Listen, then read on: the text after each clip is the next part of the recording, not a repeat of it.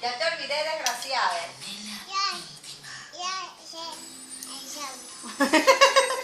Adiós.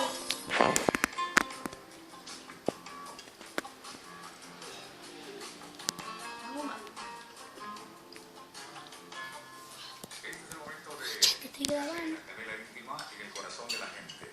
Hoy estaremos siempre alimentando la mejor sensación con el público en esta maravillosa tarde.